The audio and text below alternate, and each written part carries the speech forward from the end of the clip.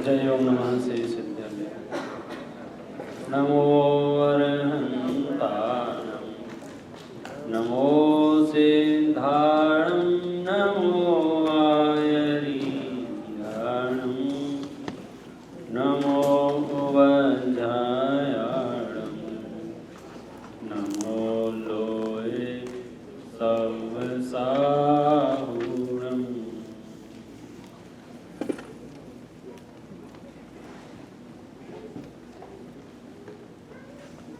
पुरुषार्थ सिद्धि उपाय नाम का यह ग्रंथ है। इस ग्रंथ का दूसरा नाम है जिन प्रवचन रहस्य कोश। कोश शब्द का अर्थ होता है डिक्शनरी, पिटारा। जिन प्रवचन रहस्य मूल नाम है इसका पुरुषार्थ सिद्धि उपाय। जैसे शब्दों से ही पता चल रहा है इस ग्रंथ में क्या बताया जाएगा। पुरुषार्थ सिद्धि उपाय, पुरुष, अर्थ, सिद्धि और उपाय, ऐसे चार अर्थ हैं इसमें, चार शब्द हैं। पुरुष, अर्थ, सिद्धि और उपाय। पुरुष का अर्थ आप सब समझते ही होंगे। पुरुष माने मेरे दाएं साइड जो बैठे हैं, नहीं। पुरुष का अर्थ होता है आत्मा। आत्मा के अर्थ की सिद्धि का उपाय। अर्थ माने क्या होता है, किसी को मालूम हो तो बोल सकता है। अपनी तो क्लास चलेगी, प्रवचन तो 2 चलेंगे। प्रयोजन बोल। अर्थ माने प्रयोजन। अर्थ का मतलब होता है मतलब। तो पुरुष के प्रयोजन की सिद्धि किसमें है, इस बात का उपाय इस ग्रंथ में बताया गया है। जैसे जैसे अपन ग्रंथ का क्रमिक अभ्यास करेंगे तो अपने को इसके रहस्यों का पता चलेगा।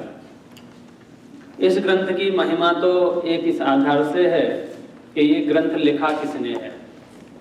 इस ग्रंथ के रचनाकार का नाम किसी को पता हो तो बोल सकता है। आचार्य भगवान अमृतचंद्र देव, ये वो अध्यात्म के समर्थ आचार्य हैं। शायद ही कोई विश्व का मुमुक्षु भाई होगा जिसको अमृतचंद्र आचार्य के बारे में न जानकारी हो। खास करके समयसार के नाम से, यद्यपि वह समयसार कुंद देव का है, तथापि अध्यात्म के रसियाओं को वह समयसार आचार्य अमृतचंद्र देव का लगता है, क्योंकि मूल गाथाओं में जो रहस्य है वह अमृतचंद्र आचार्य ने ही उसको समझो परोसा। और धीरे धीरे वह समयसार वर्तमान में पूज्य गुरुदेव श्री कांजी स्वामी के निमित्त से जब जन जन तक पहुंचा तो वो समयसार कांजी स्वामी का हो गया। तो ये समयसार ऐसा है, जो जो इसको पढ़ता है, जो जो इसको सुनता है, जो जो इसको समझता है, उसकी विशुद्धि बढ़ जाती है। स्वयं अमृतचंद्र आचार्य देव जब समयसार शुरू कर रहे हैं, उन्हें 3रे नंबर का कलश है, उसमें उन्होंने भावना भाई कि अब मैं समयसार की टीका लिखना चालू करता हूं। तो मानो किसी ने पूछा हो उनसे, तुम टीका क्यों लिख रहे हो, तो उन्होंने मालूम है क्या जवाब दिया। उन्होंने जवाब दिया कि मेरी परिणति मलिन हो गई है और मैं उसको निर्मल करना चाहता हूं, इसलिए मैं समयसार की टीका लिख रहा हूं, समयसार की व्याख्या कर रहा हूं, समयसार के ऊपर समझो प्रवचन कर रहा हूं, समयसार का रहस्य खोल रहा हूं। कौन कह रहा है ये बात? आचार्य अमृतचंद्र देव, भावलिंगी संत। 3 कसाय चौकड़ी का अभाव जिनके बरतता है, शास्त्र की भाषा में अनंतानुबंधी कसाय जिनकी चली गई, अप्रत्याख्यानावरण कसाय जिनकी चली गई, प्रत्याख्यानावरण कसाय जिनकी चली गई, मात्र संज्वलन कसाय रह गई है। ऐसे आचार्यों की परिणति निर्मल है कि मलिन है। लेकिन वे स्वयं का जब निरीक्षण करते हैं, आत्मावलोकन करते हैं, तो उनको वो परिणति मलिन दिखाई देती है। भले ही संज्वलन कसाई की मलिनता क्यों ना हो, मलिनता तो मलिनता है। देखो, जो काले वस्त्र पहनते हैं उनके वस्त्र में कितनी मलिनता है उनको पता नहीं चलती है, लेकिन जो सफेद वस्त्र पहनते हैं उनको तो थोड़ी सी भी मलिनता लगती है।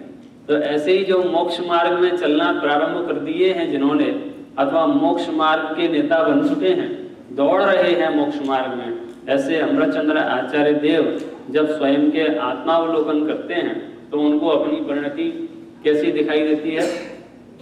मलिन दिखाई देती है। अभी अपन ने पढ़ा था, किसी को ध्यान दिया हो तो पूर्व रंग में ये बात कही गई थी, यद्यपि मैं तो शुद्ध मात्र चैतन्य मूर्ति हूँ। ये कौन कह रहा है मालूम है? मैं पूछना चाहता था बीच में, ये अभी तुम जो विधान कर रहे हैं ये विधान किसने लिखा है मालूम है क्या? किसने लिखा है? आपको गलतफहमी हो गई। ये विधान दो दिग्गज आचार्यों ने मिलकर बनाया है। आप मुझे एक भी वाक्य बता दो जो किसी तीसरे का हो उसमें। एक आचार्य भगवान कुंद देव जो मूल सूत्रकर्ता हैं, और दूसरे अमृतचंद्र आचार्य जिन्होंने कलश, उनके दो ग्रंथ ही अलग से बन गए हैं। एक कलश टीका नाम से ही अलग ग्रंथ बन गया है, मतलब कलश को इकट्ठा करके अलग से ग्रंथ बन गया है, इतना महत्वपूर्ण वो ग्रंथ है। तो अमृतचंद्र आचार्य देव ने और कुंद आचार्य देव ने मिल करके वो समयसार, समझो हमारे सामने जो समयसार है वो उसका संयुक्त संस्करण है, और उसका ट्रांसलेट, उसका अनुवाद, उसका पद्यानुवाद समझ लो अभी वर्तमान में डॉक्टर साहब ने किया है। उनका भी उपकार कम नहीं है, लेकिन मैं तो आपको मूल से जोड़ने की कोशिश कर रहा हूं। जब आप समयसार विधान आपके हाथ में हो गए तो आपको यूं नहीं लगना चाहिए डॉक्टर साहब की किताब पढ़ रहा हूं। आचार्य कुंद देव की गाथाएं हैं, और उसमें तो इतना कसा हुआ विधान है, क्योंकि मूल गाथाएं चलती हैं और कलश चलते हैं, तो सीधे सीधे आप अमृतचंद्र आचार्य और कुंद आचार्य को पढ़ रहे हैं। मैं ये बात इसलिए कह रहा हूं कि एक तरफ तो आप समयसार वाले अमृतचंद्र आचार्य से परिचित हैं, और ना परिचित होंगे तो विधान के माध्यम से परिचित हो जाएंगे। एक अमृतचंद्र आचार्य और हैं जिन्होंने पुरुषार्थ सिद्धि उपाय लिखी है। ऐसे आचार्य दो नहीं हैं आचार्य एक ही हैं, क्योंकि यह चरणान योग का ग्रंथ है और चरणान योग के नाम से प्रसिद्ध है। तो कभी कभी अध्यात्म के जीवों को ये अंदाजा भी नहीं होगा, जब अपन समय से पुरुषार्थ सिद्धि उपाय क्रमिक से आगे बढ़ेंगे तो आप समझो पैरों तले जमीन खिसकेगी। अच्छा, ये बात आचार्य अमृतचंद्र देव कह रहे हैं।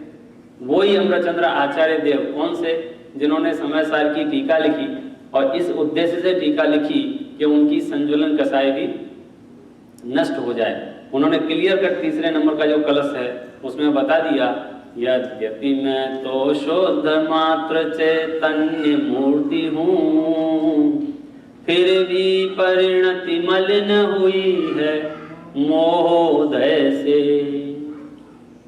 किससे मलिन हो गई है? मोह के उदय से। किसकी परिणति मलिन हो गई है? अमृतचंद्र आचार्य की। तो अमृतचंद्र आचार्य को मोह का उदय था क्या? था कि नहीं था? नहीं था ना? हाँ देखो, इनके कह रहे नहीं था। अब वो तो कह रहे हैं भैया आप ढूंढ लेना कौन सा था, ये खोज का विषय है, कुछ तो होमवर्क होना चाहिए ना, घर जाके क्या करो। तो मोह का उदय तो था उनके, कौन सा था वो ढूंढ लेना। संक्षेप में आप तो सिर्फ 4 लाइनें सुन लो, आप उसकी अनुभूति तक पहुंच जाएंगे।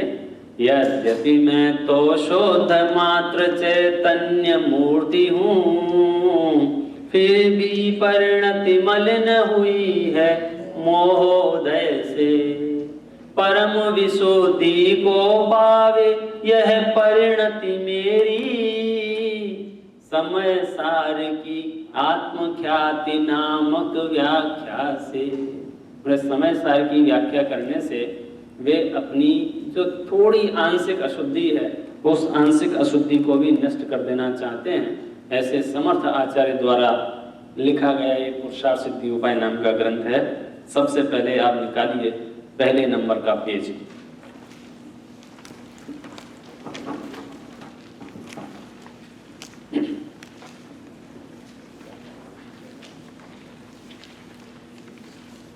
यह पुरुषार्थ सिद्धि उपाय की एक विशेषता और है। कौन सी? ये मूल ग्रंथ करता रहा तो इसके अमृतचंद्र आचार्य देव है ही, साथ में टीका किसने लिखी है इसकी अगर आपको किसी को पता हो तो टीका भी समझो ग्रंथ लिखा है आचार्यों में जो सबसे दिग्गज हैं उन्होंने, और टीका लिखी है विद्वानों में जो सबसे दिग्गज हैं उन्होंने। तो ये अद्भुत जोड़ी बन गई है। पंडित प्रवर आचार्य कल्प टोडरमल जी ने। टोडरमल जी का नाम किसी ने नहीं सुना होगा। ये वही टोडरमल जी हैं जिन्होंने अंतिम समय पर जिनका साहस सबको देखने को मिला कि हाथी को संबोधन करते थे कि भाई तू क्यों घबराता है। आप समझ लो ऐसी जोड़ी है ये अमृतचंद्र आचार्य और टोडरमल जी की, जिन्होंने मूल ग्रंथ जैसे समय सार अभी अपन पढ़ रहे थे ना, तो कुंद आचार्य और अमृतचंद्र आचार्य का संयुक्त संस्करण है वो उस जोड़ी की है। तो ऐसे ये जो अपन ग्रंथ पढ़ने वाले हैं इसमें अपने को आचार्य और विद्वानों की, टोडरमल जी की और अमृतचंद्र आचार्य दोनों की शैली इसको इसमें अपने को पढ़ने को मिलेगी। ओम जिनाय नमः। श्रीमद अमृतचंद्र आचार्य देव विरचित पुरुषार्थ सिद्धि उपाय, अपर नाम जिन प्रवचन रहस्य कोश, आचार्य कल्प पंडित टोडरमल जी कृत भाषा वचनिका का हिंदी रूपांतर। मिला सबको? पहले ही नंबर का पेज है, मंगलाचरण लिखा हुआ है। विषय क्रमिक का प्रस्तावना के बाद वाला है। दोहा। परम पुरुष निज अर्थ को साधे हुए गुण ब्रह्म, आनंदामृत चंद्र को वंदत हूँ सुख कन। वाणी बिन बैन ना बने, बैन बिना बिन नैन, नैन बिना ना बान बने, नमो बानी बिन बैन। गुरु उर भावे आप पर, तारक वारक पाप, सुर गुरु गावे आप पर, तारक वाच कला। मैं नमो नगन जैन जन, ज्ञान ध्यान धन ली। मैं न मान बिन दान धन, ऐन हीन तन छीन।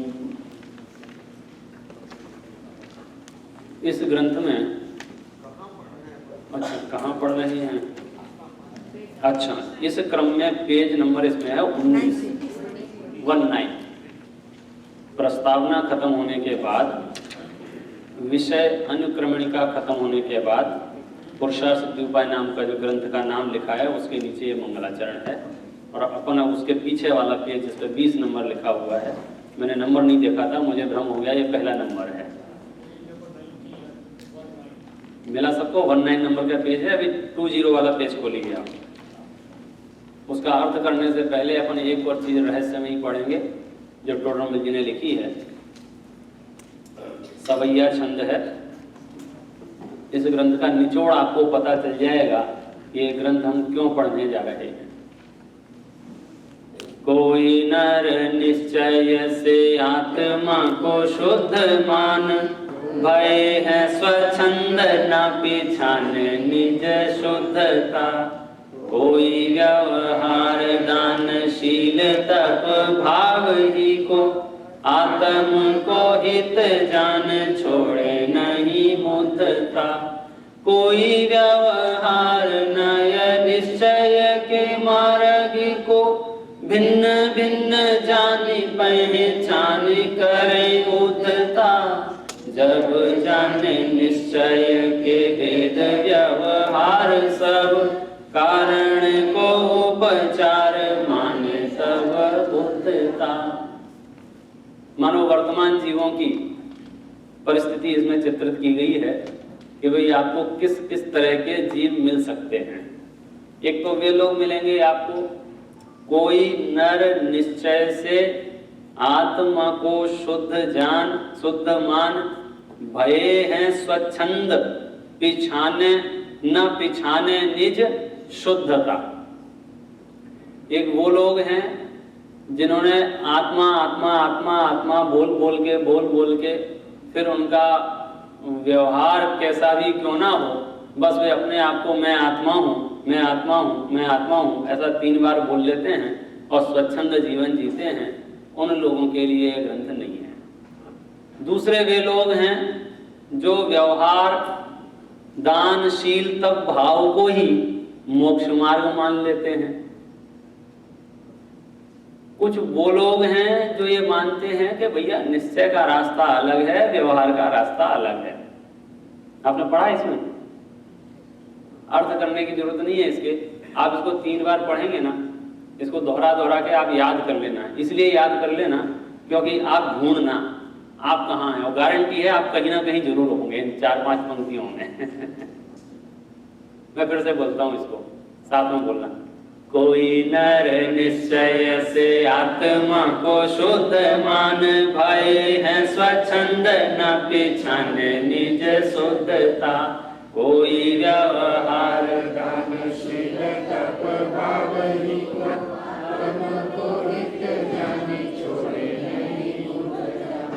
कोई व्यवहार नय निश्चय के मार्ग को भिन्न भिन्न जान पहचान करे उद्धता।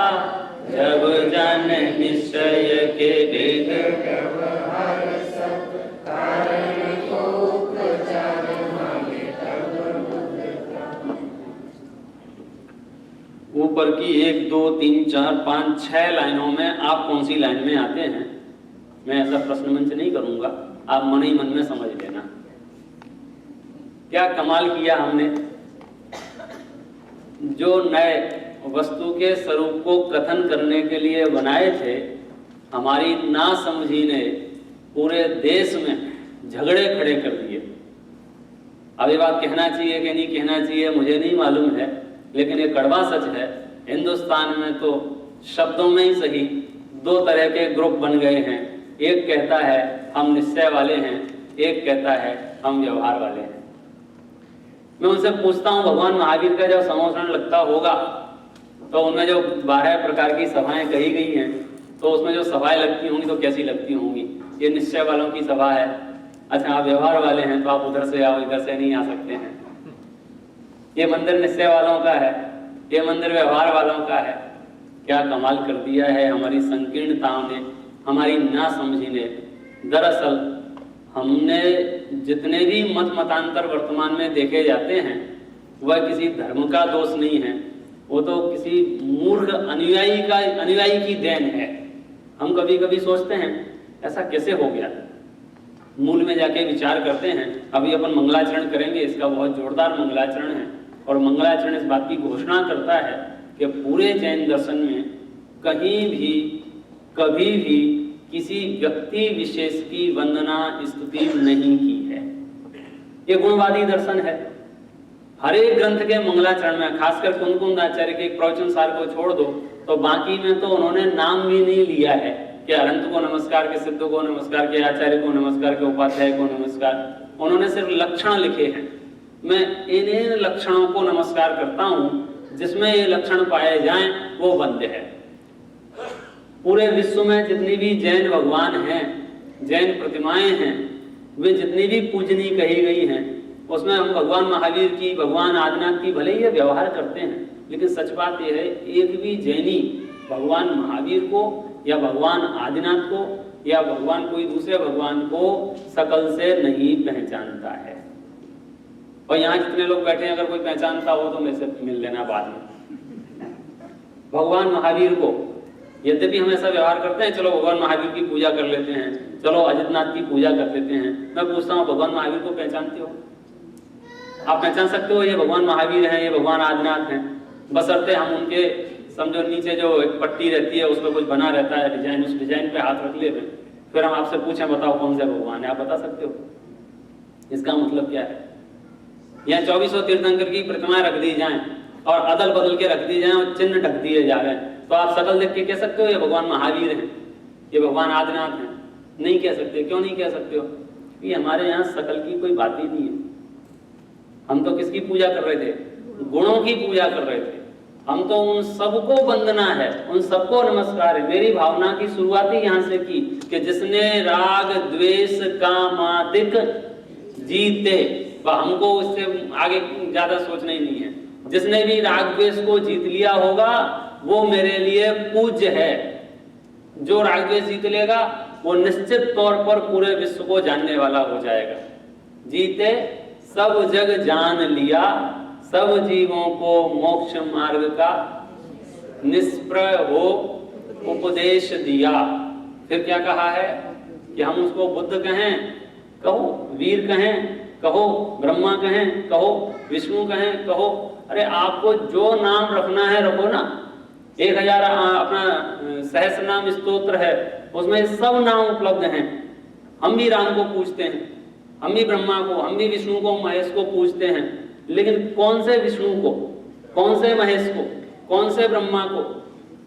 जिसने राग द्वेष कामादिक जीते सब जग जान लिया। हम शकल देख के नहीं पूछते हैं, हम तो क्या देखते हैं? उनके गुण। इसलिए भगवान महावीर आदिनाथ से लेकर के भगवान महावीर तक, और भगवान के महावीर के बाद भी जितने भी समझो अपनी परंपरा में आज तक कितने अपने समझो ना अनंत भगवान हो गए होंगे। अनंत 24 तो तीर्थंकर ही हो गए, अनंत भगवान हो गए। इनमें से हम एक को भी भगवान महावीर भगवान बनने से पहले जिस रूप में थे उस रूप में हम में से कोई उनको जानता है कि नहीं जानता है? नहीं जानता है। हकीकत में अपने सामने आ जाएं तो हम पहचान पाएंगे कि नहीं पहचान पाएंगे, इसका क्या दावा है? भगवान महावीर समझो बालक वर्धमान अपने सामने आ जाए, युवा वर्धमान अपने सामने आ जाए, मुनि वर्धमान अपने सामने आ जाए, तो अपन पहचान सकेंगे नहीं पहचान सकेंगे? ये तो जब केवल ज्ञान होगा तो परम औदारिक शरीर होने से वो सब सब सब सब सब हम तो ये कहते हैं कि पूरे विश्व में अनंत अनंत अनंत अनंत भगवान हैं। वो सब भगवानों को हम कैसे पूछते हैं? क्या देखते हैं हम? अच्छा, जिनकी प्रशस्तियां मिट गई हैं, जिनके चिन्ह मिट गए हैं, उनको भी पहचान सकते हैं कि नहीं पहचान सकते हैं? ये मेरे भगवान हैं, उसमें नाम नहीं लिखा है, प्रशस्ति मिट चुकी है, चिन्ह मिट गया है, फिर भी मेरा आराध्य देव है, ये निर्णय हम कर सकते हैं कि नहीं कर सकते हैं? तो किसके आधार पर निर्णय की? नाम तो लिखा नहीं है।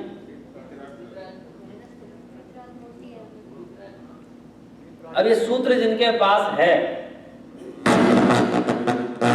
उनको कोई प्रॉब्लम नहीं हो सकती है। अब ये सूत्र जिनके पास नहीं होगा वो बहुत चक्कर में पड़ जाएंगे। जिनके पास ये सूत्र है, कौन सा, जैसे आपने कहा ना प्रशस्ति मिट गई है, नाम मिट गया है, फिर भी आप पहचान लेते हो कि ये मेरे भगवान हैं। आपने कैसे पहचान लिया? आपने बताया, बोले वीतरागता दिख रही है ना, वीतरागता दिख रही है ना, तो वीतरागता दिख रही, तो बस वीतरागी सूत्र को आपने हाथ में पकड़ लिया तो अब आपको कोई दिक्कत नहीं होगी। इसी तरह से जिन शासन में जो जो कुछ भी कथन किए गए हैं, कुछ कथन व्यवहार में से कहे गए हैं, कुछ कथन निश्चय नहीं से कहे गए हैं, अब उनका मर्म नहीं समझा और हमने अनावश्यक रूप से जो जिनवाणी कषाय को शांत करने के लिए बनाई थी, वही जिनवाणी कषाय बढ़ाने में काम आ सकती है कि नहीं आ सकती है? क्यों नहीं आ सकती? और आ रही है आज। बहुत से लोग जितने भी झगड़े मच रहे हैं वो किसके आधार पर मच रहे हैं? सुनने में बड़ा अटपटा लगता है, लेकिन मैं बोलता हूं, दवाई किसी को मार सकती है कि नहीं मार सकती? भाई दवाई तो बचाने का काम करती है। दवाई, मेडिसिन किसको बोलते हैं? दवाई माने जो बचाए। लेकिन दवाई किसी को मार सकती है कि नहीं मार सकती? कैसे मार सकती है?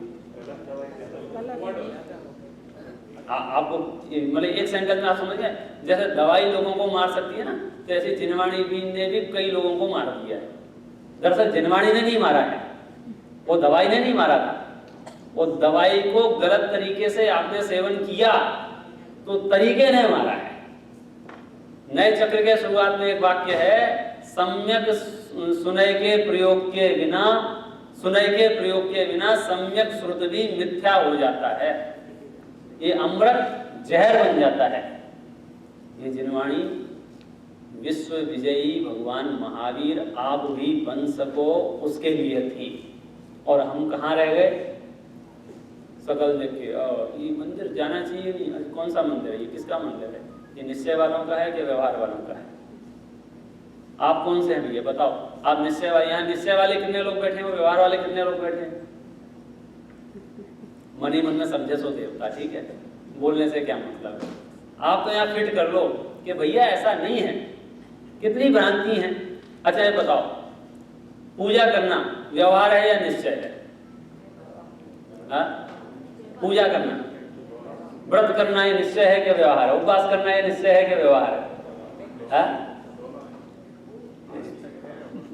कोई कह रहा है व्यवहार है और कोई बोल रहा है कि अपन क्यों फंसे, अपन दोनों ही बोलते रहिए, एक तो होगा। दोनों बोलने वाले क्या कह रहे हैं? दोनों में से कोई एक है। और स्वाध्याय करना, पूजा करना तो देखो कुछ लोग कह रहे हैं व्यवहार है, और स्वाध्याय करना क्या है? स्वाध्याय करना भी व्यवहार है, 100% व्यवहार है स्वाध्याय करना। क्या बात है। और पूजा करना, वो तो आपके पड़ोसी दोनों बोल रहे हैं। तो पहले नंबर की तो भ्रांति मिटाओ अपने दिमाग में से, किसी चीज का नाम निश्चय और किसी चीज का नाम व्यवहार ऐसा नहीं है। वैसा निश्चय व्यवहार तो कथन करने की पद्धति का नाम है, कहने की स्टाइल का नाम है, वस्तु का नाम नहीं है। पूजा करना निश्चय है कि व्यवहार है? व्रत करना निश्चय है कि व्यवहार है? उपवास करना निश्चय है कि व्यवहार है? वैसा पूजा को पूजा कहना ये निश्चय है, और पूजा को और कुछ कहना ये व्यवहार है। अथवा ये समझ लें, पूजा को पुण्य का कारण कहना ये क्या है? ये निश्चय के व्यवहार? ये निश्चय है। और पूजा को मोक्ष का कारण कहना ये व्यवहार। व्रत, शील, संयम, उपवास आदि ये सब क्या है? ये तो व्रत तो व्रत है, पूजा तो पूजा है, व्रत तो व्रत है, उपवास तो उपवास है।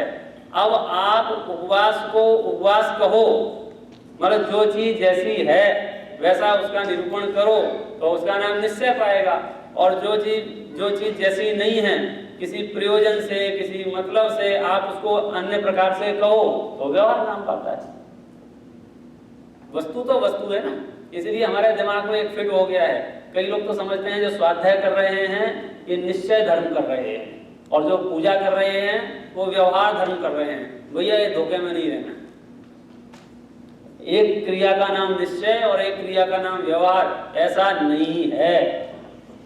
स्वाध्याय तो स्वाध्याय है, पूजा तो पूजा है। हाँ, अब इनको अगर मोक्ष मार्ग के प्रकरण में अपन बात करेंगे तो व्रत, शील, संयम, उपवास, स्वाध्याय ये सब एक्टिविटियां इनको समझो मोक्ष मार्ग कहना व्यवहार से है, और आत्मा के अनुभव को मोक्ष मार्ग कहना निश्चय से। तो सारा का सारा अपना वजन वो कथन पद्धति का था, वस्तु की नहीं था। लेकिन हम उसमें इतने अंदर घुस नहीं पाए, और हमारे अज्ञानता ने ना जाने अपना तो अहित किया जो किया ही, न जाने कितने लोगों को जिनवाणी से वंचित रख दिया। क्योंकि अनंत काल बाद ऐसा संयोग मिला है। कैसा संयोग मिला है कि हमारे पास श्रुत को समझने की पात्रता भी है और सामने श्रुत भी है।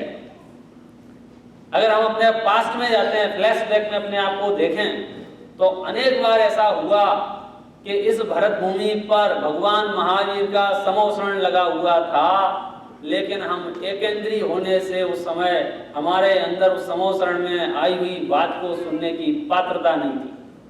हम 2 इंद्रिय थे उस समय, हम 3 इंद्रिय थे उस समय, हम 4 इंद्रिय थे उस समय, जब भगवान महावीर की दिव्य ध्वनि खिल रही थी। मतलब श्रुत यहाँ विराजमान था, दिव्य ध्वनि प्रारंभ थी, वाणी खिल रही थी, लेकिन हम सुन नहीं समझ सकते थे।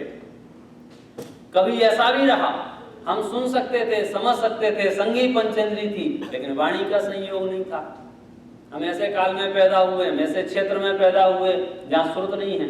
समस्त मनुष्य द्वादश सांग को समझ सकते हैं कि नहीं समझ सकते?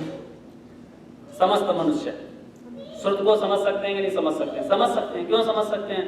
क्योंकि वे संगी पंचेंद्री हैं, और संगी पंचेंद्री का मतलब ही है कि जो श्रुत को समझ सके उसी को संगी पंचेंद्री कहते हैं। मन है ना सबके पास, लेके आए हो, घर रखाए हो। अरे कुछ पूछ रहा हूँ पीछे वालों से भी, फिर से पूछता हूँ, मन अपना साथ में लाए हो या घर रखाए हो? पहले तो मन है क्या नहीं है तुम्हारे पास, ये बताओ। पक्का, कंफर्म, लॉक कर दिया जाए? कितने लोगों के पास मन है? आधे तो सोच रहे हैं अभी। सोच इसलिए रहे ना, कभी यूज नहीं किया ना, वापरा हो तो पता हो, अभी रखा है, कब से रखा है, क्या रखा है, पता ही नहीं अपने को। तो हम कैसे माने आपके पास मन है? हमको ये बताओ, प्रूव करो आप। कौन प्रूव करेगा मन है आपके पास? बहुत जरूरी है, क्योंकि जो वस्तु है अपने पास, अगर अपने को उसके गुण धर्म नहीं मालूम है तो हमको कुछ पता नहीं रहेगा। हमारे साथ यही समस्या है सबसे बड़ी। अपने पास ये डब्बा है, अब इस डब्बे के अगर अपने को गुण धर्म नहीं पता है तो इसका अपन फायदा उठा पाएंगे कि नहीं उठा पाएंगे? इसको मैंने, बच्चे खेल रहे थे, बच्चे ने उस पर चाकू से लेके किच करना चालू किया तो अपने को घबराहट होती है कि नहीं होती है? तो मैंने उसे फटाक से छुड़ा लिया। लेकिन जब शांति से बैठ के इसकी बुकलेट पढ़ा तो उस पर लिखा था इसका जो गिलास है ये स्क्रैच प्रूफ है। तो मैं अपना माथा कूट रहा था, कैसा पागल था, फालतू में बच्चे से छुड़ाया, बच्चे को रुलाया, फिर बच्चे को बुलाया, बोले अब फिर से इस पर कुछ नहीं। तो ये जो आपको साता मिली, किस बात से मिली? उसकी बुकलेट पढ़ने से ना। तो आपने एक फीचर को जान के जब इतने सुखी हो गए तो पूरी बुकलेट अगर आप पढ़ लेते, फिर वो बच्चा पानी के पास खेल रहा था इस मोबाइल को लेके, तो अपना घबरा गए, क्या कर रहा है, छुड़ा लिया। 2 घंटे बाद फिर और बुकलेट पढ़ी, ये तो वाटर प्रूफ है। तो वो लोग बुकलेट से फायदा हो रहा है कि नहीं हो रहा है? जैसे जैसे आप इसके फीचर्स पता लगते हैं आपको, उतना उतना आप इसका भोग कर सकते हो कि नहीं कर सकते हो। ऐसे ही ये भगवान आत्मा यहाँ हाजरा हजूर विराजमान है, इसके फीचर जानना चाहिए कि नहीं जानना चाहिए? तो उसकी बुकलेट कहाँ है?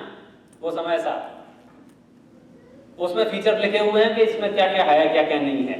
और जितने जितने गुण धर्म आप आत्मा के जानोगे उतना उतना काम हो जाएगा। अभी तो अपन मन की बात कर रहे थे, सब लेके आए हैं। तो आप मन वाले हैं, आप संगी पंचेंद्रिय हैं, हम और आप सब। हम कैसे माने संगी पंचेंद्रिय? तो आप कहोगे साहब हम भले बुरे का विचार करना जानते हैं ना, हम हित अहित का निर्णय करना जानते हैं ना, हम सब समझते हैं भला किस बात में है, बुरा किस बात में है, किसी को उधार देना चाहिए कि नहीं देना चाहिए, हमको पता है। भैया मन का असली क्या उपयोग है ये आप समझ लो। चींटी होती है, एक इंद्रिय होते हैं, 2 इंद्रिय होते हैं, ये लोग भी अपने जीवन के सामान्य सुख दुख का निर्णय कर लेते हैं। चींटी अपने बिल से बाहर निकलती है और जब उसे बाहर में संकट दिखाई देता है तो वापस अपने बिल में घुस जाती है। बताओ उसके बाद मन है क्या नहीं है? हाँ या ना? है? देखो न्यू जर्सी वाले बोल रहे हैं, मुझे नहीं पता कहाँ वाले हैं, मैं तो ऐसे किस किस के चींटी आप समझे? एग्जाम्पल ध्यान से सुनना फिर से। चींटी अपने बिल से बाहर निकली, उसके ऊपर अपने पानी के छींटे डाले, वापस बिल के अंदर घुस गई। क्यों? क्योंकि उसने डिसीजन लिया कि यहाँ रहना ठीक नहीं है। तो उसके पास मन है या नहीं है? है वाले कितने हैं? 1 2 3 4 5 आप भी हैं। चींटी देखी आपने कहीं? कहाँ? घर पे? यहाँ सभी देखते क्या? यहाँ भी दिखा दोगे आप? चींटी तो दिखा दोगे, लेकिन चींटी के पास मन है क्या नहीं है? अब देखो शास्त्र ये कहते हैं, एक इंद्रिय से लेकर के असंगी पंचेंद्रियों तक जीवों के पास मन नहीं होता है। पेड़ पौधों के पास, अग्नि के पास, वायु के पास, जितनी भी एक इंद्रिय की प्रजातियां उनके पास, 2 इंद्रिय मक्खी मच्छरों के इल्ली के पास, 3 इंद्रिय चींटी के पास, 4 इंद्रिय मक्खी मच्छर के पास, 5 इंद्रिय असंगियों में सर्प तोता आदि के पास, कुछ इनके पास मन नहीं होता है। शास्त्र ये कह रहे हैं और आप ये कह रहे हो कि उसके पास मन है। शास्त्र में लिखा है तो असंगी तक कोई मन का काम नहीं है। हमारी दुविधा ये है क्योंकि हमने अपने मन का जो असली काम है वो हमको पता ही नहीं था। हम तो यही समझ रहे थे 4 रोटी का जुगाड़ कर लेते ना तो हम संगी पंचेंद्रिय हैं। 4 चवन्नी इकट्ठी कर ली हमने, बैंक में जमा कर दी है तो हम संगी पंचेंद्रिय हैं। अमेरिका में आए थे तो कुछ नहीं था साहब हमारे पास। आज देखो हमने ये जितना बड़ा महल तैयार किया है ना तो संगी पंचेंद्रिय हैं। सर जी इनमें से एक भी काम संगी पंचेंद्रिय पने का नहीं है। आप संगी पंचेंद्रिय हो या नहीं हो हम बाद में बात करेंगे। आप जो काम गिना रहे हो ये काम तो असंगी भी कर लेते हैं। परिग्रह इकट्ठा करना, ये बोलो असंगी जीव भी कर लेते हैं कि नहीं कर लेते? चींटी भी अपने खाने पीने का सामान अपने बिल में इकट्ठा करके रखती है कि नहीं रखती है? तो जो काम असंगी कर लेते हैं वही काम संगी पंचेंद्री कर लेते हैं। दोनों के काम में अगर कोई डिफरेंस नहीं है तो फिर संगी होने का फायदा क्या होगा? समझ में आ रहा है मैं क्या बात कहना चाहता हूं? 5 इंद्रियां, आंख है, आंख का काम क्या है? हरा, पीला, लाल, गुलाबी फेंकना, वर्ण का निर्णय, कलर का निर्णय करना है, ये कैसा रंग है। कान का काम क्या है? सुनना। रसना इंद्रिय का काम क्या है? खट्टा, मीठा, खारा, चरपरा, कषायला, चखना। घ्राण इंद्रिय का काम क्या है? सूंघना। स्पर्श इंद्रिय का काम क्या है? हल्का, भारी, रूखा, चिकना, कड़ा, रंग, ठंडा, गर्म, जानना, छू के जानना। जैसे आपने 5 इंद्रियों के काम बताए, अब थोड़ा मुझे बताओ मन का काम क्या है? पीछे जो बालकनी में बैठे ना, एक्स्ट्रा टिकट दिया है, चिंता नहीं करो, यहाँ नहीं बताओगे तो अलग से पूछूंगा। दूर दूर भागना मेरे से, टकराना नहीं। टकराओगे तो एक ही प्रश्न पूछूंगा। मन का काम बताओ। हाँ जी, विकल्प करना, विचार करना, हो सकता है ना, उसमें क्या है? मुद्दा ये चल रहा है कि हमको उसका काम ना पता होने से हम उसका यूज नहीं कर पा रहे हैं। आपने एग्जाम्पल सुना होगा, बहुत फेमस है, एक दर्जी था, दर्जी उसको हीरा मिल गया और वो हीरे को क्या करता था? चमकता था, तो उसको पत्थर, चमकने वाला पत्थर लगा तो घर ले गया, उसने उसका नाम रख दिया सुई पोना। जब भी वो सुई धागे में सुई डाल, समझो सुई में धागा डालता था तो उसको पत्थर को पास में रख लेता था। किसको? हीरे के पत्थर को। कोहिनूर से बड़े साइज का था वो, और उसका क्या काम ले लेता था वो? सुई में धागा डालने के काम में वो लेता था। अब मेरा पूछना ये है, वो उसका पीछे कमा रही है, चलो मुझे यहाँ ज्यादा आ रही थी इसलिए मैंने नीचे कर दिया था।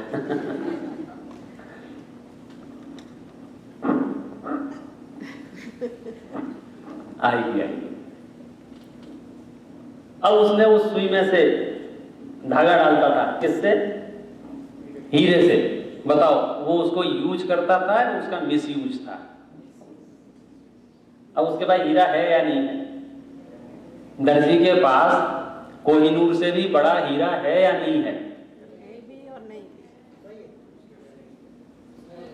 एग्जाम्पल सुना सबने कि नहीं सुना?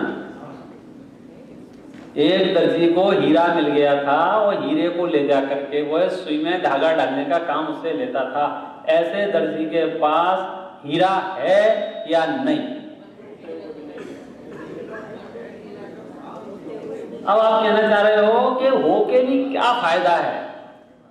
होना नहीं होना बराबर है ना, क्योंकि जो काम 2 रुपए की मोमबत्ती से चल सकता था, 2 काम 1 रुपए की दिए सलाई से चल सकता था, लाइटर से चल सकता था, माचिस से चल सकता था, करोड़ों रुपए के हीरे से उसने वो काम किया। तो बताओ बेवकूफ के होशियार? तो जो काम 1 इंद्री, जो काम 2 इंद्री, जो काम 3 इंद्री, जो काम 4 इंद्री, जो काम असंगी पंचेंद्री कर सकते थे, संगी पंचेंद्री होने के बाद भी आपने वही सब काम किए, तो आपने होशियारी की कि बेवकूफी की? आपके पास एक एक्स्ट्रा चीज थी, कौन सी? मन। आपने उससे क्या किया? मन से मकान बनवाया, मन से क्या किया? दुकान चलाई, मन से क्या किया? बाल बच्चे पालन पोषण किया, मन से क्या किया? कैरियर बनाया। अरे भैया, मन इसलिए नहीं था। हीरा का उपयोग क्या था? अरे हीरे को बाजार में ले जाके किसी जौहरी को दे देता और 7 पुश्तें उसकी बैठ के खाती। उसको सिलाई मशीन पे सामने बैठना पड़ता कि नहीं बैठना पड़ता? नहीं बैठना पड़ता। क्यों? अगर वो हीरे की परख होती उसको तो ऐसे ही हमारे पास मन रूपी हीरा है। वो टूल्स है, वो चीज है, ये उसको काम में लो। क्या काम में ले हम? सुनो भाई, लौकिक हित अहित की सिद्धि तो बिना मन से भी हो जाती है। सामान्य मत ज्ञान शुद्ध ज्ञान भी इंद्रिय संबंधी सुख दुख का निर्णय करने में समर्थ है। चींटी भी आग को देख के, पानी को देख के अपने गल में घुस जाती है, उसके लिए मन की जरूरत नहीं है। लेकिन वस्तु स्वरूप को समझने के लिए, 7 तत्वों के यथार्थ श्रद्धान के लिए निश्चय और व्यवहार के नयों को उपयोग में लेने के लिए मन की आवश्यकता पड़ती है। अगर हमने अपने मन से तत्व का निर्णय किया है, यदि हमने अपने मन से जिनवाणी का अभ्यास किया है, तो समझना हमने अपने मन का उपयोग किया है। अगर हमने मन से 2 रुपए की आइसक्रीम लेके खाई है, तो समझ लो आपने वो हीरा आपके पास होते हुए भी आपने वो सुई में धागा डालने का काम किया था। मतलब करोड़ों रुपए के हीरे को आपने वो 2 रुपए का बना दिया। ऐसी हमारे पास एक ऐसी मशीन है जिससे सत्य असत्य का निर्णय हो सकता है, जिससे सच झूठ का पता चल सकता है। देखो हम बड़े परेशान रहते हैं इस बात से, यार आजकल धर्म के लिए इतने वक्ता हो गए हैं, इतने प्रवचनकार हो गए हैं, इतने संत महात्मा हो गए हैं, आम आदमी तो माथा कूट लेता है। कौन क्या कह रहा है वो मैं किसकी मानूं? सर फटता है। टीवी चैनल खोल के बैठ जाओ ना, ऐसे माथा, बाप रे, एक बोल रहा है ये मैं मंत्र तंत्र का ताबीज देता हूं, इसको गले में पहनिए, दुकान स्पीड से चलने लग जाएगी। ये कहता है, मतलब आप समझ गए ना क्या कहना चाहता हूं, सुनाने की जरूरत नहीं है कौन कौन क्या क्या कहता है। आप भ्रमित हो गए कि मैं कैसे निर्णय करूं। आपको पता ही नहीं था आपके पास एक ऐसा टूल्स है जिससे निर्णय किया जा सकता है क्या सत्य है क्या असत्य है। कसौटी होती है ना, कसौटी नाम सुना है? अमेरिका में आ गए तो क्या है, सुना तो होगा, आए तो हिंदुस्तान से ही हो। तो वो जो कसौटी होती है जिसके पास है, अब कोई उसको पीतल दे दे जो कैसी दिखती है, सोने जैसी, और वो उसको घिसले हुए, अब वो ठगाएगा कि नहीं ठगाएगा? सामने वाला बोल रहा है भैया मैंने सोने में खरीदी थी ये अंगूठी, मैंने सोने के दाम चुकाए थे। जैसे ही आपने कसौटी पे कसा और आपको पता चल गया इसमें 2 रुपए का भी सोना नहीं है, तो बताओ आप उसको लोगे कि नहीं लोगे? तो जैसे ही आप जब धर्म गुरुओं के व्याख्यान सुनते हो, आपके पास कसौटी है ना जिसका नाम क्या है, मन। आप उस पर विचार करो, आप उस पर चिंतन करो, आपका मन हमेशा सत्य निर्णय देगा। ये अलग बात है आप मन की सुनो या नहीं सुनो, अलग बात। सुबह से शाम तक भी हम जितने भी काम करते हैं, एक जैनेन्द्र वर्णी जी जो विद्वान हुए हैं, उन्होंने शांति पथ प्रदर्शन नाम का ग्रंथ लिखा है। उसमें एक टॉपिक है अंतर्ध्वनि।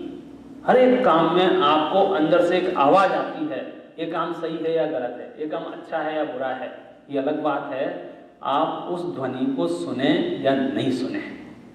हमको उस ध्वनि को सुनने की आदत डालनी चाहिए। फिर हमको किसी से पूछने नहीं जाना पड़ेगा क्या सही है क्या गलत है।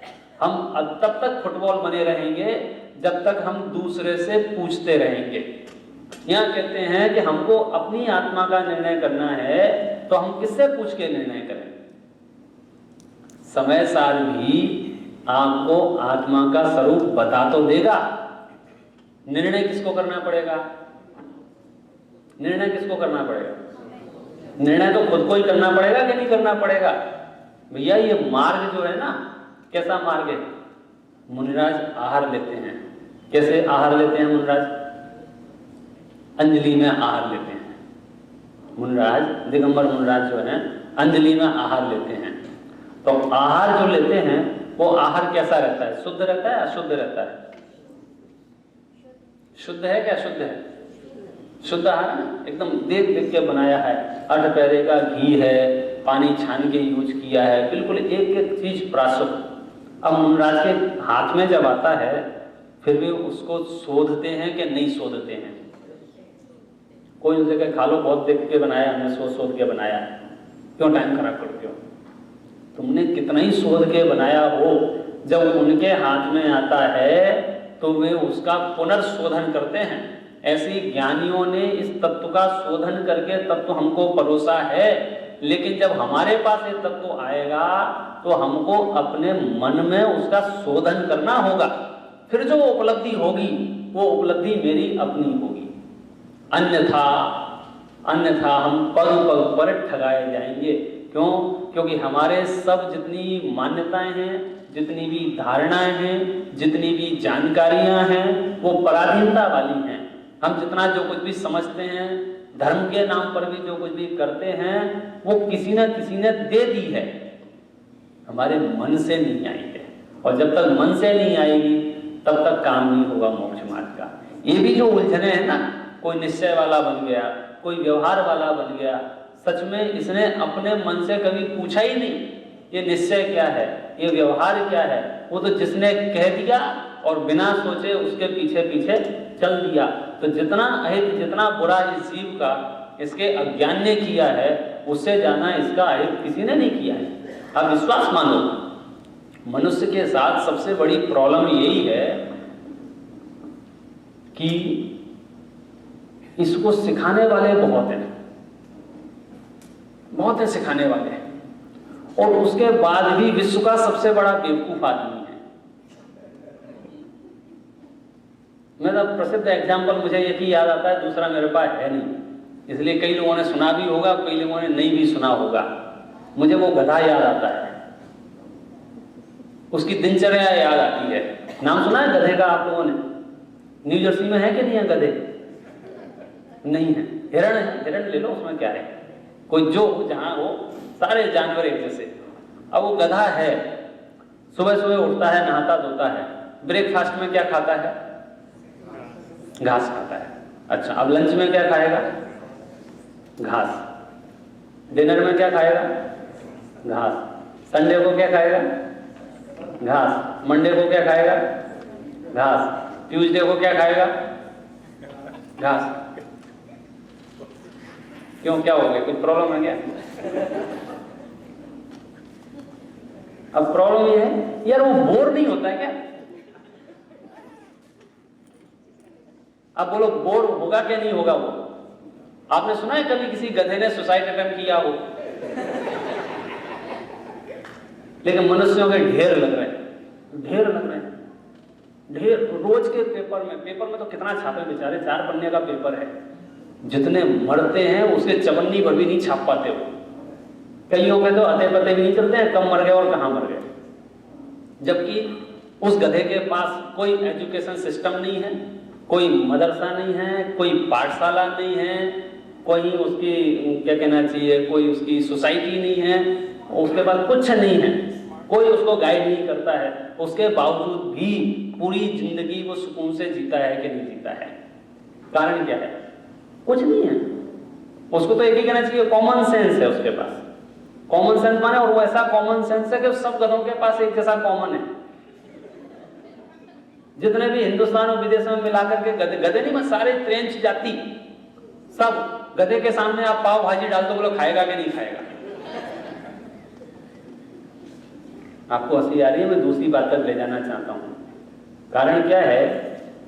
अरे यार कमाल कर दिया, उसको खिलाओ, आप ब्रेड खिलाओ उसको, ताजा घास हो उसके सामने, और आपकी समझो सड़ी हुई मैदा की, और उसमें कूट पीट के फेंक दो, उसकी व्याख्या नहीं करता हूँ, बनी हुई ब्रेड हो। अब दोनों के सामने क्या खाएगा वो? घास खाएगा ना। क्यों? उसके पास कॉमन सेंस है इस बात का कि मुझे क्या खाना चाहिए, क्या नहीं खाना चाहिए। लेकिन मनुष्य के पास एक कॉमन सेंस नहीं है, क्या खाना नहीं, क्या नहीं खाना चाहिए। गधा खाएगा, वो सूंघ के खाएगा और अपनी भूख देख के खाएगा। हम खाएंगे, वो दूसरे की प्लेट देख के खाएंगे, तूने क्या लिया है। देखो, हमें कभी कभी तकलीफ होती है इस बात की, बेचारे गधे को कोई शिक्षा देने वाला नहीं है, लेकिन सच में वो इतना अनलकी नहीं है, उसके पास कोई गाइड नहीं है। इस बात का दुख कम है, खुशी इस बात की ज्यादा है, उसको कोई मिसगाइड करने वाला भी नहीं है। मनुष्यों के साथ प्रॉब्लम दूसरी है, ले दे के पूरे अवसरपणी में सिर्फ 24 गाइड हुए, और मिसगाइड करने वाले कितने होंगे? कितने? कमाल है। खुद की बुद्धि बेच खाई है मनुष्य ने। हम क्या खाएं, क्या पिए, ये निर्णय कौन करता है मालूम है? हमारा निर्णय नहीं, हम क्या खाएं, हम क्या पिए, हम क्या पहने, हम कैसे चलें, हम कैसे घूमें, हम क्या पिए, ये निर्णय सचिन तेंदुलकर करता है। हम क्या खाएं, ये निर्णय अमिताभ बच्चन करता है। हम क्या पहने, ये निर्णय फलाना करता है। एक का निर्णय अपना होता, गधे के सारे निर्णय अपने हैं, इसलिए वो ज्यादा सुकून है। हम कैसी बेतुकी बातें करते हैं। मनुष्य कैसा है? हाथी का नाम सुना? हाथी एक बार में 40-40, 50-50 किलो भोजन कर सके, इतनी उसकी भूख है।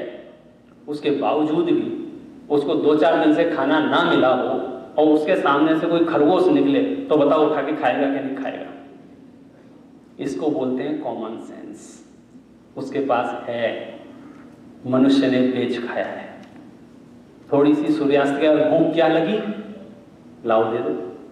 फिर वो नहीं देखता है कि दिन है कि रात है, उसको फर्क नहीं पड़ता है।